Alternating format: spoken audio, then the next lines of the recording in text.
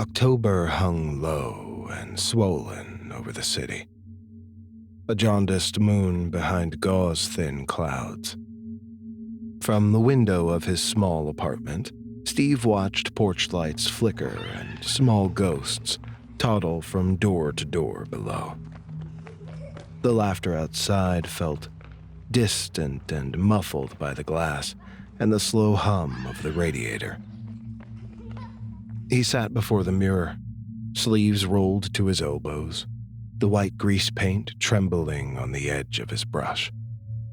"Let's give 'em a show, Steve, old boy," he whispered. The brush slid across his face like frost spreading on glass. The mirror shivered, and for a heartbeat his reflection grinned before he did. He laughed once, a little too loudly, and the sound seemed to bounce from wall to wall like a trapped bird. The purple suit lay on the chair beside him, smelling faintly of metal and old perfume. It was a thrift store miracle. Too fine for polyester and too soft for cotton, the lining stitched with some green thread that gleamed even in shadow. When he slipped it on, it clung to him as if remembering another body. He left a voicemail for his girlfriend, Kara. Half joke, half plea. "You invited me, remember? Don't revoke my pass. I promise not to poison the punch. Unless the punch deserves it."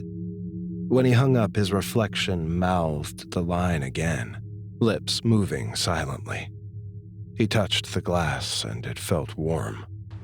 Outside, the wind carried children's laughter. Inside, another laughter, thin and mechanical, rose from his own throat.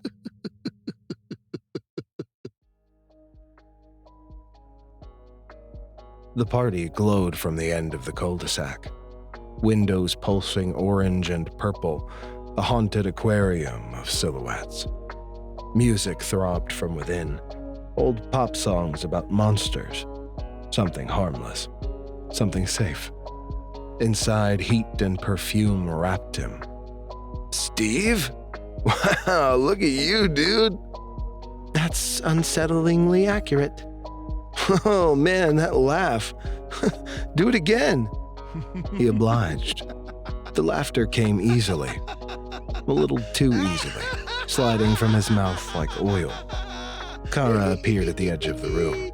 White dress, plastic halo, half smile. "Hey, Steve," she said, her voice cautious. "Your guardian angel routine suits you." "Me, I'm more of a fallen cherub these days." She smiled politely. You look different. You look good." They drifted among the guests. Steve felt the crowd's warmth, their harmless chatter. But every word sounded slightly off-key, like a record spinning too slow. He tried jokes of various sizes, small, quick, self-deprecating things, and the room erupted each time. Laughter ricocheted until it filled his ears. "Guess I'm funnier than I remember," he said, half amused. "You always were," Kara answered, but her voice was swallowed by the chorus of mirth. He looked around, faces pink with drink, jaws wide, teeth flashing. A woman's eyes watered, tears streaking her mascara, yet she kept laughing. Another guest clutched his stomach, gasping between cackles. The air smelled of sugar and sweat and ozone. In the hall mirror, his grin stretched a little wider than the rest of him. His reflection's eyes glinted emerald, and he turned away. In the bathroom, he gripped the sink. Okay. Too much," he muttered, splashing water on his face. The water shimmered, and then darkened, ripples pulsing red with the low light. He blinked and the color was gone, Only his painted grin remained. He rubbed harder, and the makeup refused to fade. A laugh leaked up through the drain, faint as static. He stumbled back into the hall. The music had stopped, and everyone stood facing him, motionless, smiles fixed like masks. "Tell another one, Steve." "Yeah, make us laugh." "Make us laugh, Steve." He shook his head. "Guys, it's not..." Laughter detonated before he finished his sentence. It filled the house, the walls, his chest cavity. He felt it crawling under his skin like an electric current. The flower pinned to his lapel quivered and released a sweet, rotten scent. "Stop it!" he shouted, but the words emerged as a laugh. Kara stepped forward. "Steve, what's happening?" He tried to answer her, but his voice slipped into sing-song, a mimicry of cartoon cadence. "Why so serious, dollface?" Her eyes widened. "That's not funny." "But it is," he heard himself say, and then he laughed again, though his lungs begged for air. He tore from the house and into the street. Cold air slapped him, slicing through the heat of the room. The night was unnaturally bright. Streetlights buzzed in rhythm, flicker, pause, flicker, like applause. Behind him, the partygoers laughed and laughed, a recording stuck on loop. He tore at his jacket. The fabric resisted, fibers tightening. The green threads along the lining glowed faintly, as though alive. Beneath them, his skin tingled, too tight, too thin. He clawed, leaving streaks of color that may have been blood or paint. His reflection in a parked car smiled a second too soon. The glass pulsed with each breath. "Why so serious, Stevie boy?"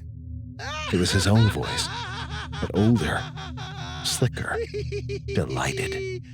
He stumbled back, clutching his face. The flower on his chest exhaled another breath of that sickly perfume. The laughter in his head multiplied. Crowd laughter, canned laughter, thunderous applause. He screamed until the scream cracked into cackles. Kara's voice reached him from the porch, thin with panic. "Steve, please, stop, what's wrong?" He turned, and for an instant his smile broke, pain twisting through. "I just wanted..." The rest dissolved into a fit of mirth that bent him double. The suit's seams writhed like veins. Something moved beneath his skin, reshaping the contours of his jaw into the very grin he had painted. Kara stepped closer.